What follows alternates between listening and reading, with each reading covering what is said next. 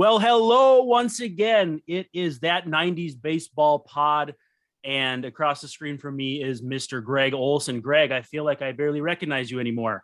I know. We've missed the Christmas break, New Year's, and getting back at it. So you can follow him on Twitter at GREGGOLSON30, making sure I still remember that. Did you have a good holiday season?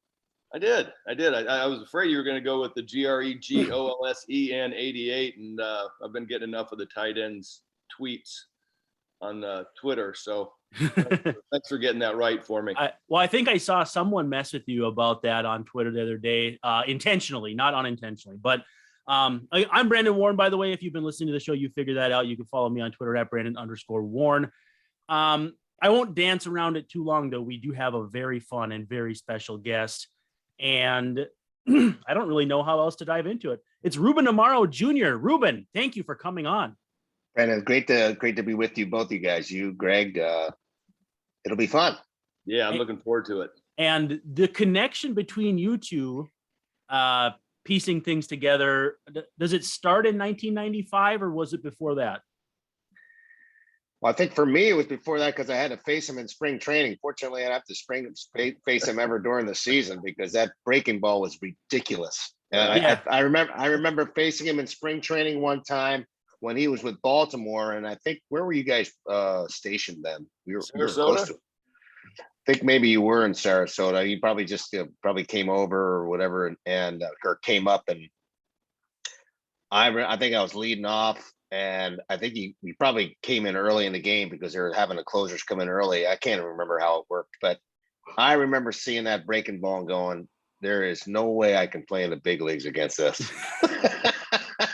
Mom, I'm coming home. Gregg Olson's firing breaking balls. I got no chance. Oh, God, that's funny. Well, you can thank the big man upstairs that interleague play didn't exist at that point so that you didn't have to face him, at least not right away. And we'll talk about Buffalo, but people can follow you on Twitter at RAJR_20. And you did say one thing you'd like to talk about is actually, if people are watching on YouTube, the hat that you're wearing right now. You've got something very special that you're working on with your brother.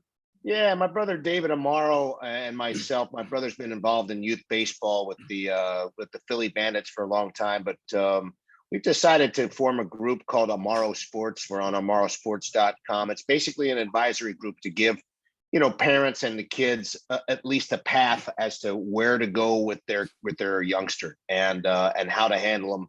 We're very honest with them. We try to give them the tools. We help evaluate them. And my brother's got tremendous connections all up and down the East Coast, Division 1, 2, 3 schools. Again, he's had a lot of players over the course of the time in youth baseball who've had a lot of success. And we're just hoping to help advise some folks and give them the right tools to learn how to play the game and make sure that they understand what it is that college players or college coaches are looking for in that player, the way they comport themselves, the way they handle themselves, the way to be professional and that sort of thing. So that's what we're doing. With colleges recruiting 14-year-olds now, you're starting at that age. You're starting a little bit earlier with the kids that have some ability.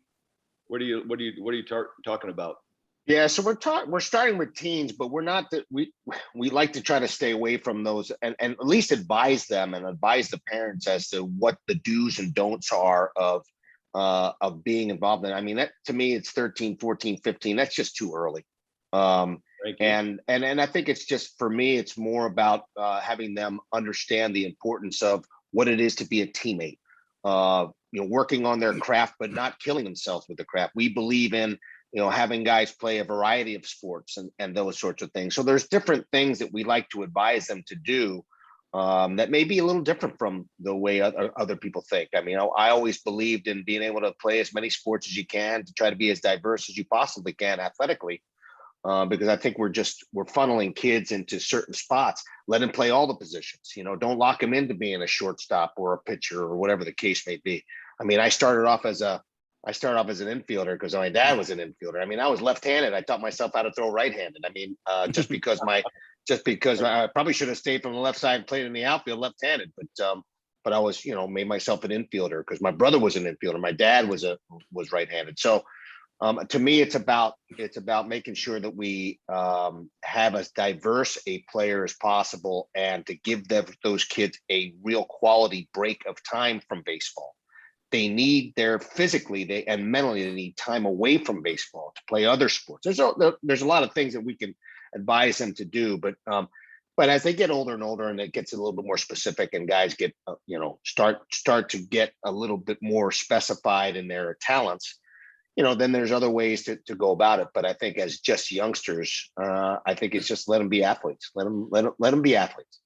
That feels like something our friend Jeff Fry would buy into as a basketball player, and a guy who thinks that baseball has gotten a little bit hyper specialized. How much of your experience do you call back on for that? I don't know your amateur experience in terms of other sports, but you did play in college at Stanford, did not get drafted out of high school. So in some ways you can speak to what these kids are doing on a personal level.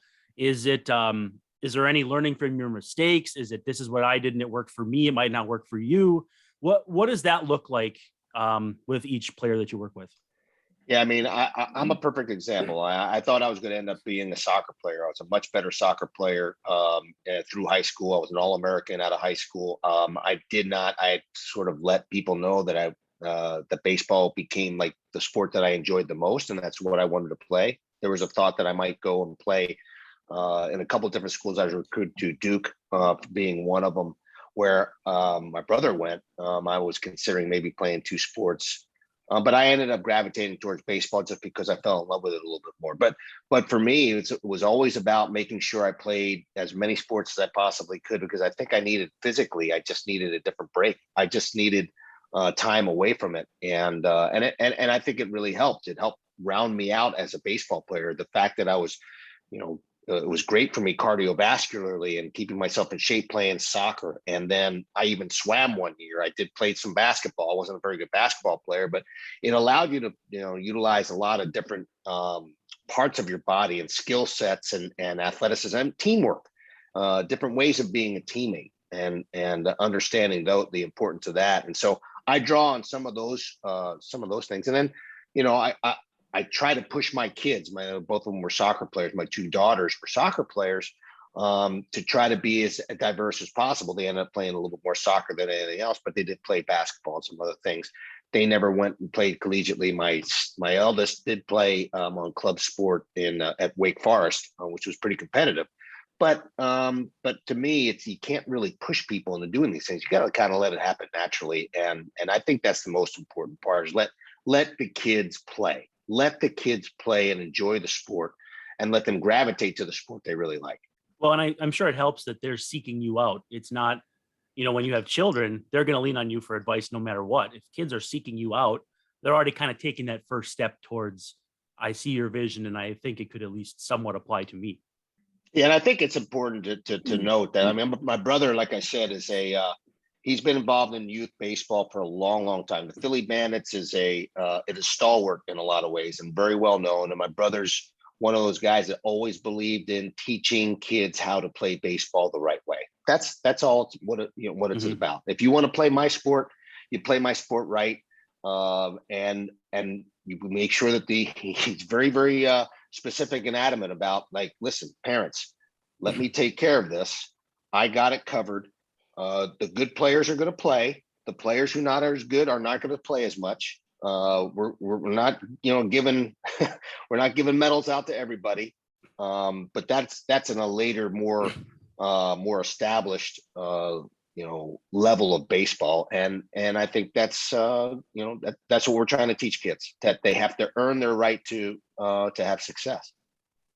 Very nice. It's funny because Brandon says Jeff Fry came on and pretty much verbatim was about the same thing, playing different sports, and it was a fun part of being in the clubhouse was, everybody did something different, and everybody, you didn't have anybody that played baseball only. Everybody was a quarterback, or you go through it, point guard, forward, something. They all did something other than baseball. And that was what, like I said, it was fun just because you can go back and forth with guys on it, but it was what made everybody what we were. We weren't specialized into one sport. And I love the fact that you bring that up, because it's getting lost.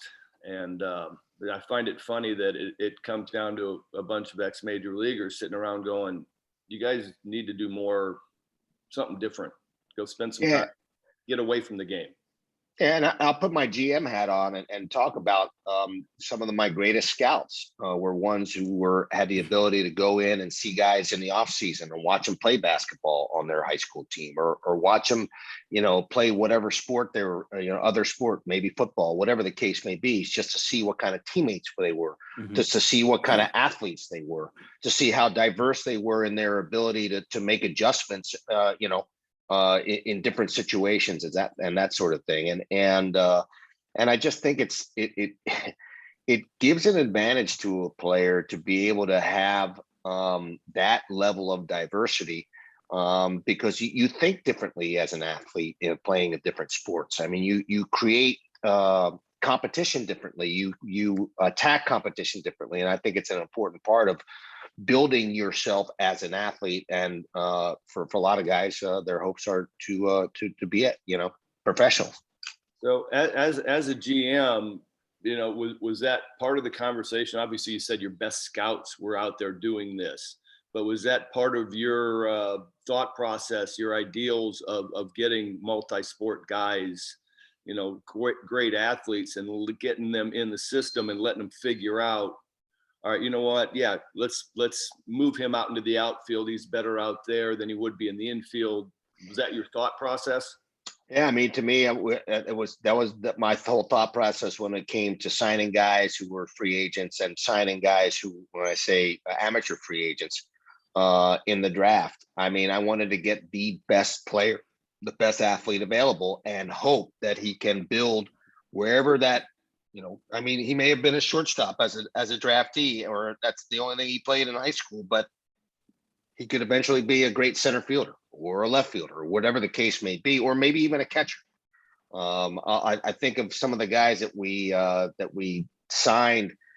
Carlos Ruiz, for instance, was signed for like $4,000 out of Panama. He was a little second baseman, and he ended up being, an all-star level catcher who caught the last pitch of the World Series in 2008. So, I think it's so important just to bring talent into your system, which is one of the fears that I have now. What's happening with baseball, the draft is so confined that you may be missing some guys that somewhere down the road will develop to become pretty good players. And I think we're just cutting down our talent pool so much, and it's frightening to me as a sport. Go ahead, Brandon. Well, I don't want to leave any meat on the bone here, but I do, in case you had more questions, but I do have to ask, not because I'm not prepared, but because I wouldn't know where to even look this up. How many guys do you think have been a GM and a first base coach? It's got to be a pretty small list, doesn't it? I don't think there's anybody's ever done that. I mean, Awesome. and I think I was the first guy. I know Billy Beane had basically come off the field and then went into a front office, but I went right into from my last game in September 29th of 98. I was playing the outfield for the Phillies, and then October 1st of 98, I was the assistant GM for the Phillies. So I've been very, very fortunate to get the opportunities that I've gotten. They've had the Phillies had David Montgomery and Ed Wade, who was my very first boss as a GM, had a lot of faith in me as a person and as a baseball person. And I've been very fortunate in that regard. But I love the game of baseball, and people were questioning why I would go from being a GM to being a first base coach. I love baseball, period. In the game. It's my career. It's what I believe in. I love the people that I got to coach with. I basically played with every single one of those guys in Boston. Yeah. When John Farrell asked me and gave me the opportunity to come on with them, I mean, I played with John Farrell.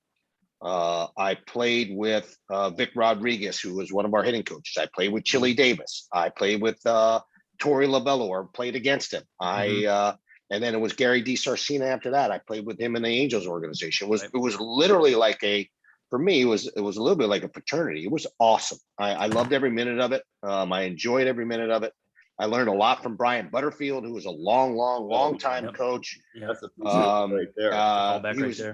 He is, and I know he's at home now, but just a spectacular third base coach and a great coach overall, and somebody I've gotten to know and love. It was just like a dream job to me. I know it was a little unorthodox, but hey, man, it was the Boston Red Sox, and it was a great franchise, a great organization, and I got to work with great people and great players, Jackie Bradley and Benintendi and Mookie Betts and Big Papi. I mean, who wouldn't want to do that? So actually, the news broke today that the Angels are hiring Ray Montgomery out of their front office to be their bench coach. So maybe you set the stage. You built the mold for that. But I was like, I thought I saw that on Twitter today that something like that had come up, and that's what kind of triggered my mind to remember to ask you about that. But yeah, so it's definitely an unconventional path, not to get into it necessarily, but later on in your career, which is very cool. All right, you got to give me a Brian Butterfield story. Oh my goodness gracious, so many of them. So Brian was very, very particular about certain things. So I'll give you this quick one. I'm a rookie coach, right? I think I had some respect from Butter just because, I had been around in the game in a lot of different areas. We're hitting fungos, and we usually do our defense before BP. So we were finished with our defensive drills, and I grabbed my fungo and walked out to the outfield, and Butter was kind of hanging around first base, and he still had some more fungal work to do with the infielders. And I hear somebody just screaming. I'm in center field, and I'm standing, I think, with Gary DiSarcina or somebody, and he is screaming at me. I'm like, hey, I thought he was just, trying to talk to me. I'm like, yeah, I'm waving at him. Hey, what's up, Butter? How you doing? He's screaming his rear end off, his ass off. And I thought it was just kind of messing around with me. And finally, he sent a bat boy to run all the way out there. And he said, you have Brian Butterfield's fungo in your hand. I went, holy Christ, I cannot believe I did that. I looked it's number 55, double nickels. I looked down, I went, oh my God, I better run this down to him because he is going to be so pissed. I goes, Ruben, that's 5 minutes of my life that I'll never get back. I'll never get those back. Yeah, it was beautiful. But we had some really good discussions about things, and I learned a lot from him. I have a great deal of respect for him, and obviously there's a reason why he was such a long-time coach. He was awesome. He was one of my all-time. I got him in Arizona in 98, 99, and he's a grinder. Oh, yeah, but he was priceless. I mean, he was always upbeat, positive, hardworking. He's just your prototypical what you would think of as a coach. I'm just going to leave this. Did you see the cupped bat and the ball fungo theory that he had? No, I'm not sure if I do. Man, I was hoping I was going to get some help from you on that one. Buck Showalter would have every morning would have a meeting room, everybody in it, and Butterfield did this. I'll call it a skit because it was a joke, but he would cup the baseball on the end of the fungo bat and run through the scenario of why it would, what he's going to do with it when he gets out in the field. And for the uneducated young guys that were in the room, they were clueless how this whole thing was going to work. And it ended up being this big joke, but he would run through that one. And then the handstand in the shower. Oh, I've heard about that one. I haven't seen it, but I've heard about that. he was a colorful man. There's no question about it, man. He was entertaining. That one will never get out of my brain. I will tell you, when we worked together on the base running stuff, and we both had the same sort of mentality about taking the extra 90 feet and, really bearing down. And the guys in Boston were great. They were coached well. They were prepared well. It was a joy to be with those guys because they really wanted to be good in every aspect of the game. And that's, as far as coaching is concerned, by far one of the better experiences I could have ever had. But working with Butter, just learning from him and learning how to deal with things and understanding the game even a little bit better. It was just a real joy to be around the guy and to learn from him. It was really cool. Very good. I have to take it back to the 60s for a minute. Just because you were so young when your father's big league career ended, was Were you aware of him in the big leagues? Like, I mean, by the time he was done, you were, I think, 3 or 4 years old. So probably not much in the really of recollection. And then hung around there in the minors for a little bit after that. To what extent were you aware of what he was up to in baseball when you were a young child? Yeah, I guess my earliest memories of him being in baseball as a player was when he was with Anaheim with the Angels. Very late in his career, he played. I think it was 69. I think it was 4 or 5 years old. He played with Jim Fregosi. He was kind of Jim Fregosi's backup. I got a quick story about that. So Jim Fregosi, yes, was the everyday shortstop, and back then, you know, when spring training rolled around, those guys basically played themselves into shape. That was their time to get themselves back and to get their legs underneath them and all that stuff. So they played a lot during spring. It's not like now where you get one at bat and you're out of the game. And, you know, these guys played a lot so that they can get their bodies back into shape, get their sea legs underneath them, right? Well, he took a day off in spring training, and my dad played shortstop for him in one of the spring training games. And my dad played so sweetly and so smoothly at short. My dad was a very, very, very good shortstop. He saw that he was watching from the bench and watched the game. He comes up to my dad and goes, "Hey, Mexican, that's the last time you're playing. You're done." You can't say that stuff anymore. No. You're sitting down. You're sitting down, pal. You're not playing any more games, because he didn't want the manager. And I think it was Gene Mauch at the time, because my dad had played with Gene Mauch before. He said, "That's it. You're not Wally Pippin my ass." Nice.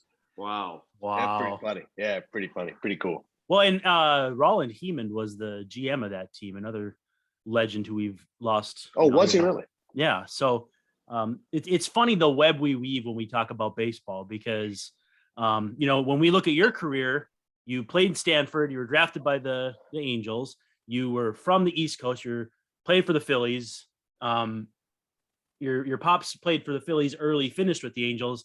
I mean, the web that just kind of continues. And you've gotten to be involved with the Phillies across obviously multiple different levels. You know, it is the great unifier. It's the great web of connections, which I think is what makes this show as much fun for me. I can't speak for Gregg, but I assume he's probably pretty similarly inclined. No, I got it. I'm sorry. Go ahead, Gregg. No, I was saying, I have a blast doing this and talking to you guys. I mean, I haven't seen you in years. I might have run across you in upstairs somewhere if I was doing an Orioles game versus the Phillies, or, you know, caught you for a couple minutes, but you had the GM hat on, or it's been a while, but no, I just love having you guys on, talking baseball, you know, throwing stories out there. And I was going to start you down the path of Mark Marcus and Stanford, because you guys were the dynasty of the mid 80s, as much as anybody in the country. Yeah, and I mean, that's a perfect example of like having multiple athletes. I mean, a lot of our guys on our team were guys who played other sports. We had Toy Cook was our center fielder. He was a D-back and an all-pro D-back. He was our everyday center fielder. We had Jim Price, who was a tight end for the Stanford. He was a right-handed pitcher. We had all types of guys playing different. Walt Harris was one of our right fielders. He was I think he was a strong safety for the Stanford football team. So there's a whole slew of players. Even John Elway before me. John Elway was a right fielder there at Stanford, and but I think that's a perfect example of trying to get the best athlete and get them on the field, right? Get them on the field and try to have them perform. And so I was really fortunate to play with some great players. I mean, Jack McDowell and Ed Sprague and John Ramos, who was my real close friend. He was a high round draft pick. We were the same year. David Esker is now the head coach at Stanford. Yeah. Was probably one of my, if not the best friends. And we got a chance to win, you know, the College World Series in '87. Mark Marquis, you either loved him or hated him, right? You either loved him or hated him. I loved him because he made you play baseball. He made you bust your ass. He held you accountable for being a good baseball player, and I had no problem with that. Some people didn't like that. Some people didn't, would shy away from that. But for me, it was great. He was a kind man, but when it came to being on the baseball diamond, man, it was time to win baseball games. He taught me the importance of winning every single time. Every time you put that Stamper uniform on, man, it's a W. And if it's not, then it's a failure. And I love that attitude. I love the Ed Sprague callback because I just happened to be watching a game on YouTube yesterday that was it was the Padres and the Reds in 2000, and Ed Sprague was playing first base for the Padres, and I didn't remember any of those things occurring. I remember him as a catcher with the Blue Jays or an infielder with the Blue Jays, and so I was like, "What in the heck's going on here?" And it was a game where Barry Larkin had 5 hits. Obviously Barry Larkin's a stud, but I was just thinking to myself, I don't remember this even happening. And sure enough, 2 days later, he's traded to the Red Sox. They release him, and I think he ends up back in San Diego by the end of the season. But so first of all, though, I mean, it's not fair enough that you guys are smart enough to go to Stanford, but you have to be good at sports too. I have to admit, I'm a little bit envious. Well, I will tell you that we were small fish in big pond there, brother, because every single person was either all state or all American in every single damn sport. It was crazy. It was really, I mean, every time you looked right or left, I mean, somebody was like the greatest swimmer of all time in some school, and then, Olympic swimmer. And then you had, I mean, it was crazy. Wow. So you got humbled pretty quickly there, not just academically, but athletically as well. But it was as good a choice as I could have ever made for me. A lot of people were surprised that I chose to do it. I was recruited to some other schools in the East Coast, but it was probably the most important and the best decision I think I ever made. What was it? A big culture shock going from Philly to Palo Alto? To me, it wasn't. Maybe if it was going the other way, it would have been tougher. Yeah, I'm sure of that. I just again, it was like, you go from being in a big fish in a small pond to just the very opposite. But it's just to me, it was about going and challenging myself the best way I could do that. And it was both academically and athletically, and what better place to do it at, Right. So I have you here under the pretenses of asking you about a team you played for, but I don't think it's going to be the one you think it is. Okay. The 1995 Buffalo Bisons. The Bisons. It always sounds weird. Bisons. And we'll talk about the 93 Phillies, because obviously you can't have you on the show and not talk about the 93 Phillies. But I got to have stories on the 93 Phillies. I got to have your memories of the 95 Bison. Yeah, we're going to run into overtime, so we got to be careful. What sticks out to me, and it's from a previous conversation with Gregg on this very show, was how going into 95, they were in a similar labor situation, strike versus lockout. We don't have to differentiate. But what Gregg said was he signed with Cleveland because he knew he had to get out in front of finding a job, because when everything ended, it was going to be a lot of guys vying for not as many jobs. Now, when I look at the Baseball Reference page for this 1995 team, I mean, holy smokes, it's all dark blue ink. It's guys who played in the big leagues, who were about to play in the big leagues, who were 30-something and had played in the big leagues. When people ask if a great college team could beat a terrible pro team, I always get pissed, because the answer is, of course not. But I wouldn't be shocked if your Buffalo team could have finished third in the AL Central in 1995. I will tell you right now that is by far the most talented minor league team I have ever played for and will ever see. Has to be. It's not even close, because you're right. There are guys, I mean, you sprinkle every one of those guys. I think you start off with the catchers. It was Brooke Fordyce and Jesse Levis. Yep. At first base, I think it was Herbert Perry and Tim Coast. Was it Tim Coast? Well, I think he was. Costa, I think yep, it's Costa, Tim Costa.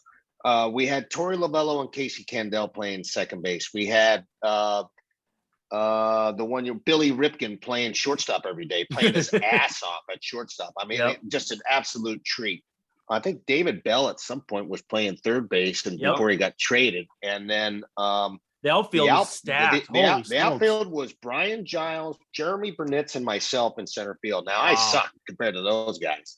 These guys were studs. I mean, we're talking about, and then the pitching staff, we had like Julian Tavares, Chad OJ. We had Joe Rowe was a pitcher of the year that won 17 games. Yep.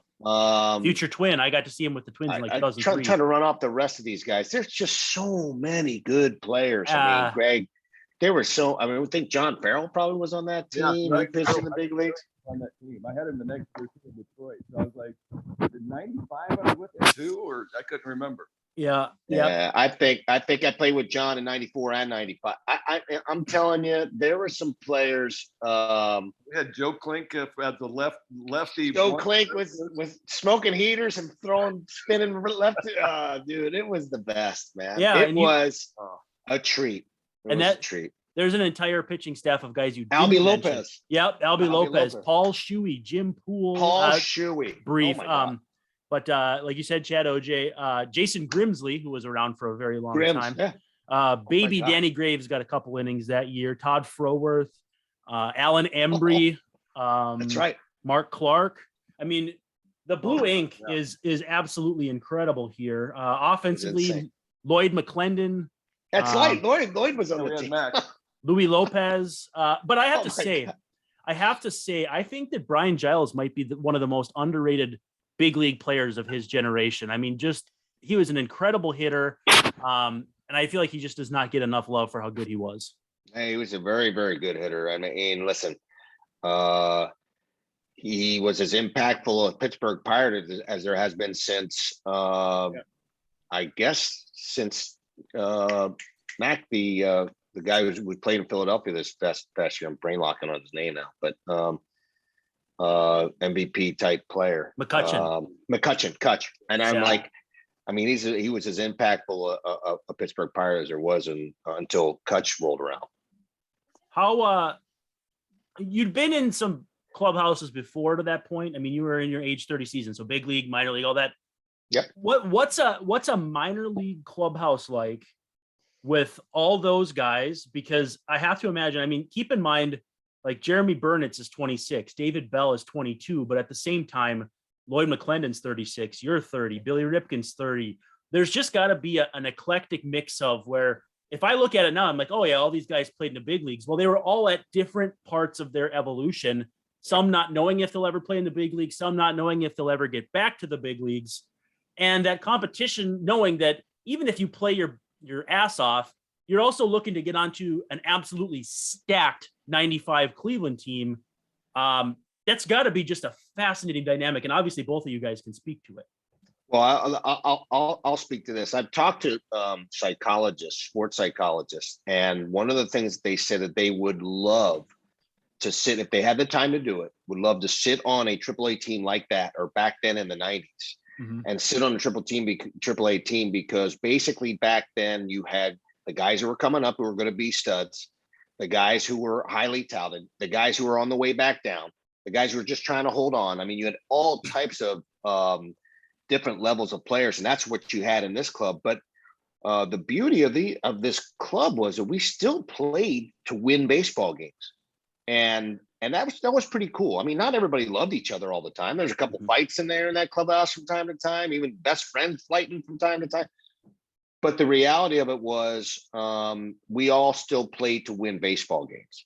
And yes, we were trying to get to the big leagues. There's no question about that. I was the first one to tell you that was the goal, to get back to the big leagues and be back into the promised land. But if you were going to do a psychological study or a sports psychology study on like how people deal with, different levels of where you are in your career, that would have been a heck of a place to start. Yeah. That was, I think the only downside was playing in Buffalo in April. No question. Cold, baby. Downside. I mean, I loved going into that clubhouse because you had Joe Klink gave me the theory of overexposure in this game will kill you. So he was perfectly content sitting in the bullpen and not pitching that night, because if he has a bad night, then he's getting seen by somebody. And if he has a good night, that's what he's supposed to do anyway. So he's like going, just fine not pitching, overexposure. And I'm like looking at him going, that's actually really deep. When you think about it, going deep thoughts of Joe Klink. If I don't play tonight, I can't screw anything up. And I was like, I gotta tell you, yeah, Then you had two of the greatest goofballs in a clubhouse and Kendall and Billy Ripken. It was unbelievable. Oh, there was just, I felt bad for the young guys like Herb Perry, who's just kind of a quiet guy. Yep. And Lopez and all these young guys are in this clubhouse with all these dominating personalities. It had to be just sitting there going, is this what it's like? Yeah, even a guy like David Bell had been around baseball, obviously from his family and such forever. I mean, even he had to be looking around going, this is crazy, man. This is nuts. I mean, going through an airport with those guys was just the truth. I mean, and you know what?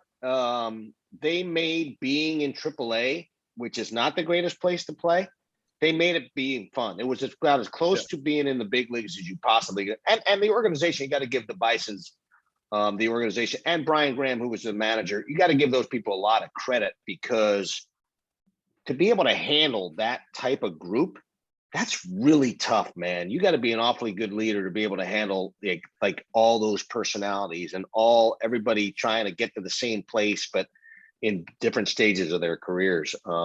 But great franchise, really good place to play. You're right. I mean, it's too damn cold. Damn cold in April.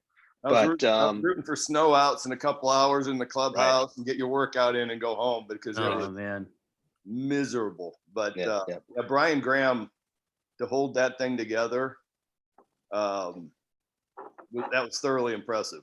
Yeah, pretty good effort. And he's a great baseball man. He was with the Orioles for many, many, many years. I guess he's not with them anymore, but he should be with somebody. Can you guys, because it's something I'll never experience, never have, can you contextualize for a schmuck like me the difference between AAA and the big leagues? Because I think of it, because I think of it as like you would fight like hell to get back. I mean, and obviously I know guys do, but I can't imagine a bigger gap between the haves and the have-nots in sports than, I mean, not even the backup quarterback to the starting quarterback is this level. This is, from the outhouse to the penthouse, basically. Well, you hit the nail on the head. I mean, I used to liken it to heaven and hell. Okay, well, that's fair. That's where I was at. Buffalo's mighty, especially if you had an opportunity to. Although being in Buffalo or places, there are different places I played that were actually great, where you got treated really well. But when you think about it, I mean, obviously the money is one thing, but just the way you're treated, the way you fly, the hotels you live in, all the different perks. I mean, the haves and the have-nots, as far as I'm concerned. Now, I mean, there are certain guys, like I would go into different cities and like I would tip certain guys enough in the clubhouse where I'd have like a bucket of beer by my locker afterwards because I've been around so long, and they knew I would tip them really well or whatever. And you would be treated well there. But when you get to the big leagues, man, it's heaven. It's heavenly, and you don't want to go anywhere else. You really just don't. April in Buffalo is a cold day in hell, literally speaking. Oh, no question. I was rooting for snow outs, man. I really was. I was fine with snow outs. Same thing. But give me, Ruben, you gave us a little bit of the feel of the difference between the exterior. What's the difference between the pitching in AAA and then you come up and the 1 through 5 of the week that you're going to face? You're going to face the number 1 guy. You're going to get a number 5 guy. Today's game's different, where it's going to be a bullpen rush of a whole bunch of arms. But back then it wasn't so much. So give us a viewpoint from the hitting side. So I had the great fortune of having to face the tremendous 4 and 5 of the Atlanta Braves for a lot of years. And so you're basically facing a number 1 every time out. You're facing Glavine, Smoltz, Maddox, Merker, Avery. I mean, you there, and then you got Wohlers and all they got. And then, I mean, there's no fun there. But generally speaking, you would die to get to that 4th or 5th guy because he just wasn't as quality a pitcher, and you had a chance to do some damage there. But the thing that the biggest difference, I was a pretty darn good offensive player as a minor leaguer. I could handle mistakes well. I could, I could set pitchers up. I could do different things that I could not do in the major leagues, because in the major leagues they exploited your weaknesses. I couldn't hit a breaking ball or a changeup from the left side. I knew it. Everybody on the planet knew it, and every time they threw it, I was an out. So a right-handed was a little different. I could handle pitches a little bit better, but I had to try to battle to put myself into a position to just have some success. But when you're in the big leagues, and they can absolutely exploit your weakness to the nth degree. And that's why I never really had a ton of success in the major leagues, because I had weaknesses that I could not combat. And that was the difficulty for me. Now, there were times when, certain guys didn't have a great changeup, or certain guys didn't have a great breaking ball. And I said, okay, throw that slider in there for me, man, because I can whack that one. But the reality was, once they found that weakness on you, man, you were screwed. I assume we can move on to the '93 Phillies. Is that fair? Yeah, we can do that. I just love the baseball, and the difference, down at AAA was me facing guys. You're going, they have more weaknesses. It's now, where do I want to start picking on? And will you ever make the adjustment? And if you won't, then I'm just going to stay here all day. And so then, but you get to the major leagues and the weaknesses are a lot smaller. Yep. And yeah, okay, you don't hit the slow stuff. Great. Well, at some point I'm going to have to. I can't go strike one, strike two, strike three with 3 curveballs. It just not that easy. You're going to have to see a fastball, and if I don't locate it well, you got your knock. Yep. So Yep. You're making it sound a lot easier to get you out than it really was, because it wasn't that easy. It's just, like you said, not everybody's got a curveball, landing everything for a strike. You're disciplined, you know what you're doing. It's not, you're making it sound a lot easier to get you out than it was, because it was, you were a major league hitter. Yeah, your weakness that you had some spots, but if I don't hit them, I'm behind in the count, and now I'm going right into your strength. Yeah, that's the same thing. You're right. I mean, the same thing with pitching. I mean, if you don't make your pitch, and that's the biggest, I think, thing that I viewed as an evaluator. To me, it was about like watching a pitcher pitch in the minor leagues and going, wow, this guy's got great stuff.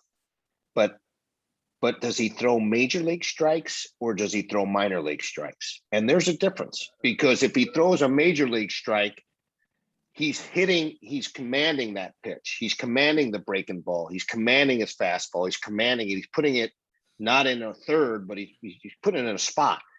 Now, that pitch he can get away with in the minor leagues. He can't get away with that in the major leagues. So that ball is getting whacked off the wall somewhere, because it may be a good pitch, but if he's not getting it all the way in off the plate, he's not getting in on that guy, and that ball is going to be launched somewhere. Same sort of thing, pitcher to hitter. I mean, and hitter to pitcher. I mean, it's the same sort of thing, and it is amazing how talented. You don't realize that it's all baseball. It's 90 feet and all the other business, but the reality of it is and you think about this. I think Len Sakata told me this one time when I was in AAA. He said, "You're one of the best athletes on the planet right now. If you're a major leaguer, you have to understand that." You're like a small percentage of the people who ever played this sport. You're in the big leagues. That's how good they are. And you're thinking to yourself, wow, and when you start putting it in that kind of perspective, you're like, wow, these guys are really, really good. These guys are really good. Can I get philosophical for a second between you guys? To what extent is the cat and mouse game of, and maybe matching the two of you up at the plate and on the mound is a good one. If you are aware that you're not going to be very good at hitting a breaking ball, and that's Gregg's strength, or if you look at a statistic and it says a guy's allowing a 150 batting average on his slider, well, you can't build an entire repertoire out of just sliders. I mean, unless you're Matt Whistler last year.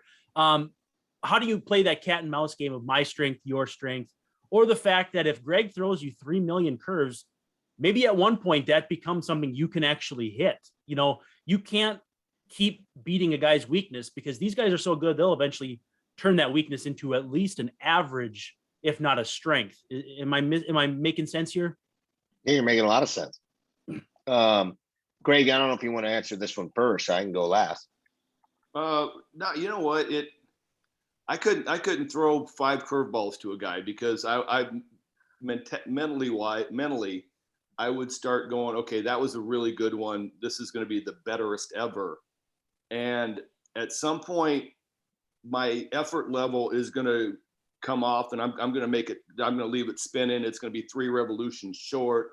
I got beat, quite a bit on third time 3 straight curveballs, and the third one's going to be the best ever, and it's about 3 spins short, and it's a double off the wall.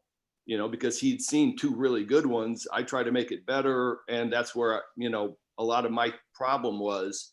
So if I'm attacking a guy and I know he's a fastball guy, as long as I know he's not going to necessarily, 100% jump me early with a first pitch fastball, I'm going, here's best fastball right here, right now. If I get ahead, here comes 3 curveballs and I got you. If you're going to jump my first pitch for a fastball, then you're in a good position to hit, and we see what we got. And for me, on the flip side, I know what my strength is. I can hit anything firm. It doesn't matter whether it moves or cuts or whatever the case may be. I can make that adjustment. And so I have to be prepared to whack that fastball when I get it. And if I miss it, I'm screwed. So I got to make sure that I whack it. And then after that, if I get into a 2-strike count, then I'm just battling. Then I'm just trying to put the ball in play and battle. Hopefully he spins one that doesn't have the great break. Hopefully he leaves one up out over the plate. Maybe he drops one down in my nitro zone down and in or something like that I can get to. But I guess the best way to be able to handle handle your weaknesses is but not missing your strengths. Like when he throws that fastball, I better not miss it or I'm done. Or I'm battling. You got windows. Every game I screwed up, I went back and looked, and I had a one pitch that flipped the whole inning game for me. It came down to me not making one pitch, and it was amazing. It was almost every game, one pitch. Yeah, and listen, execution, that's the thing that the big leaguers did. I mean, the great big leaguers and the really good closers and the really good pitchers, they executed their pitches. And when they executed them, you're out, man. It's just too difficult. It's just too difficult. Well, I think we got you for 10 minutes. We got to do the 93 Phillies. Yeah, we do. Sorry that I got the opportunity to play with a couple of them over in Japan in 92. It was just a treat. Yeah, I will tell you. So I'll kind of go down the lineup. And Lenny Dykstra was as whacked a guy as there possibly was, but he was a red light play. Loved the limelight, man. One of the best prolific playoff players in the history of the game. I mean, look at his numbers are ridiculous. Mm-hmm. This guy loved to play when it was on the line. When it was not on the line and the team sucked or whatever, not the same guy. I think they'd love him in today's game with all these walks. Dude, he could do so many different things on the field, and he just loved to play. Darren Dalton, God bless him, God rest his soul, was the greatest leader I've ever been around in my life. Mm-hmm. He was a great friend, unbelievable leader. You talk about like coming to play every day and preparing something. He would come in at 12 o'clock every day for a 7 o'clock game, and he would do all types of shit to get himself ready to play a baseball game. That's a catcher. Mean, this guy had like 27 operations on his knees. His body was beaten up. He wanted to play every day. All he had to do was look at you if you had a bad game and you knew exactly how badly you screwed up, or he gave you a nice nod because that meant you had a great game. John Kruk was crazy also. And now I get to work with him on the broadcasts. He literally could wake up, grab himself a hot dog on a day game, chow down 3 or 4 dogs, step up to the plate, have not swung a bat, and barrel the ball and hit a late laser to left field. I mean, he was born to hit, man. He could lay his barrel on a bullet. God, who else on that team? Dave Hollins is one of my best friends now, and I hired him as a scout. Was a great pro scout. He kind of took me under his wing as well, and I got a chance to play against him all the way through the minor leagues when he was with the Padres before he got Rule 5, and I was with the Angels. We kind of came up through our systems around the same time. But I got a chance to play with him in Philadelphia, and you're talking about having two personalities, baby. He had Dave Hollins, and then he had Mikey. And when Mikey came out, but as far as a teammate being in a foxhole, oh my God, if you were in a fight or you were trying to battle somebody, you're trying to win, dude, that's the man you stand right behind. Probably most famous for being traded for David Ortiz too. Oh, really? Was he really? Yep. Twins, when they traded him to Seattle, got David Ortiz, then David Arias as the player to be named later. If I want to, how about that? I didn't know that. But I was excited. If I would have known more about the game as a 10-year-old, which again I was 10, it was 1996. I think I would have liked Dave Hollins even more. I love those guys who get on base. 3 guys with 100 walks. This team might have been one of the best teams at getting on base that I've ever seen.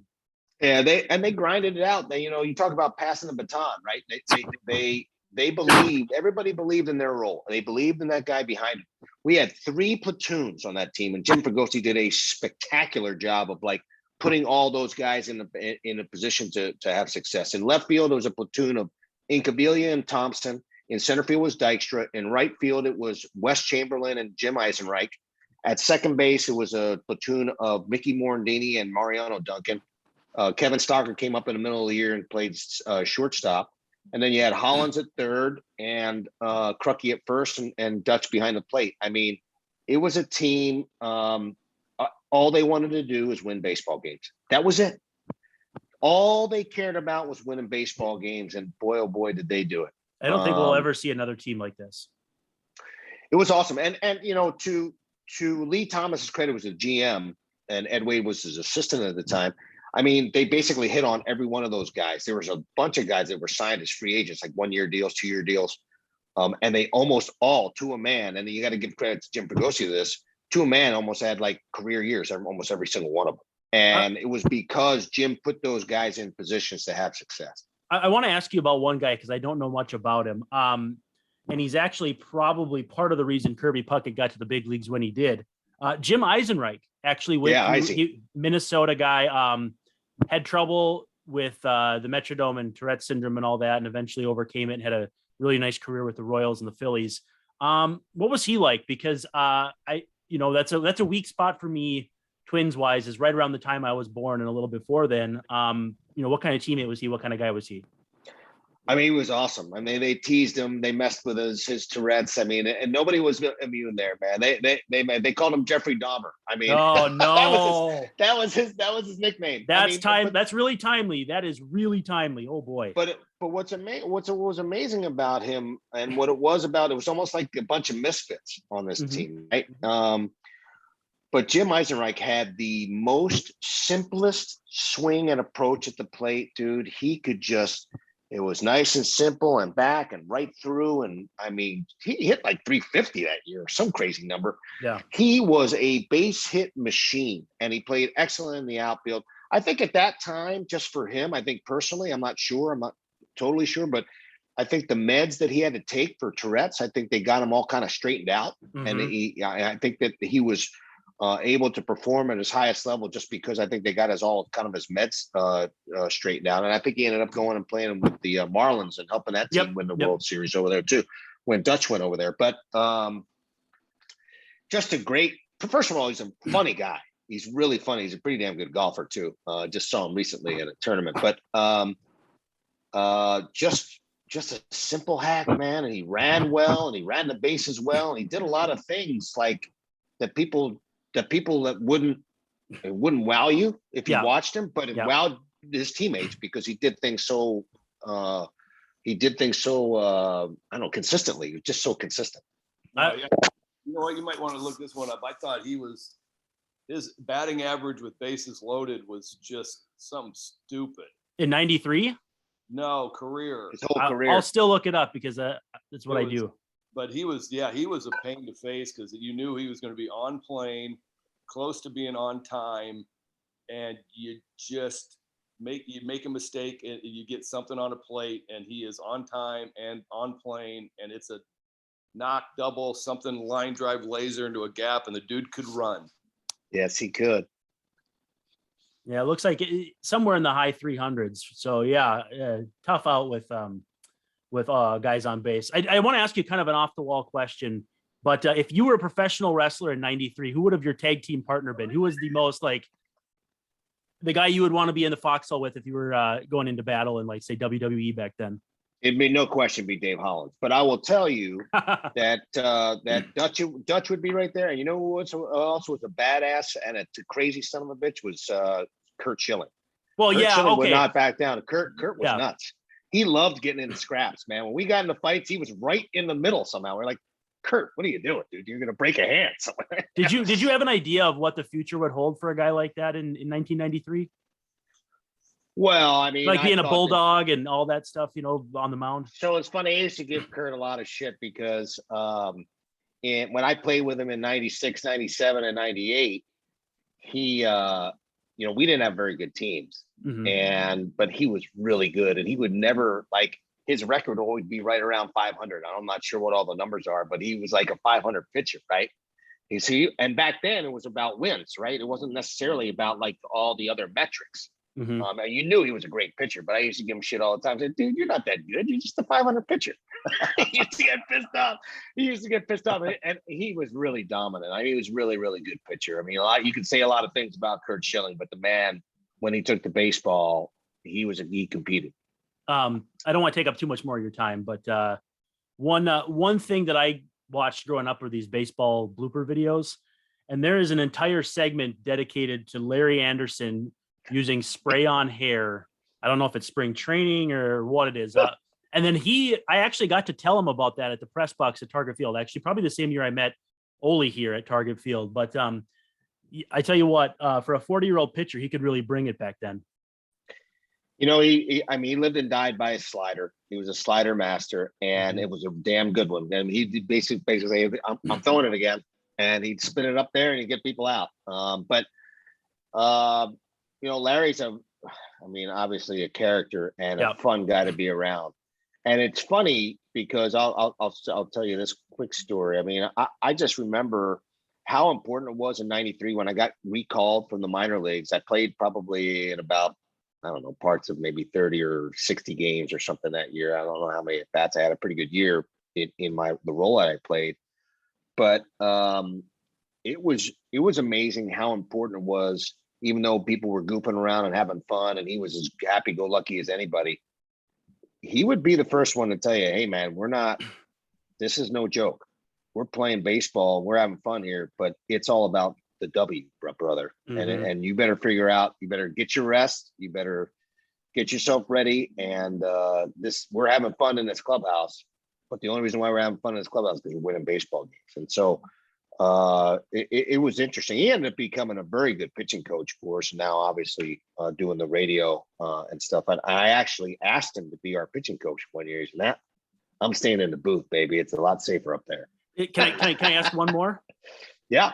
What do you make of Eddie Guardado's kid playing you on a TV show? Dude, it was so cool. And I did not know that it was his kid until he came to Boston, and Eddie was the bullpen coach for Minnesota. Yeah, I used to see Niko running around the clubhouse when I was covering the Twins back then, and had no idea that was what he was up to.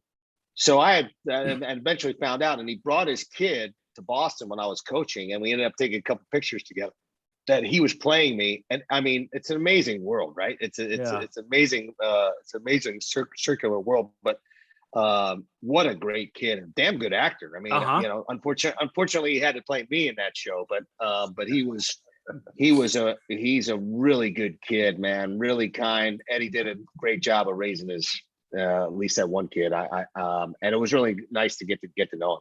Boy, Eddie would have fit in with that 94 Phillies bunch, I think. Or 90, I'm 93, sure he would. 93, sorry. I'm sure he would have. Ole, anything from you? No, brother, I appreciate it, man. It's been a blast, and love having you on and just talking ball and hearing what's going on with you sounds really good. And if we can do anything to help, we'll push it out there. Right. I really appreciate it. Happy to be on. Good to talk baseball with you guys and reminisce a little bit. Yeah, and happy to do it. We'll have to circle back because there's so much we left. You know, your entire GM tenure, probably about another 2 hours worth of Philly stories. There's a lot left there, but thank you so much for the time. Happy to be on, Brandon. Great to be with you, Oli. All right, Ruben. Great seeing you. I'll catch up with you soon, man. Thank you. Check him out on Twitter at RAJR_20. For Gregg, Olson, this is Brandon Warren signing off, saying thank you so much for checking out that 90s baseball pod powered by Access Twins, and we'll catch you next week. Peace.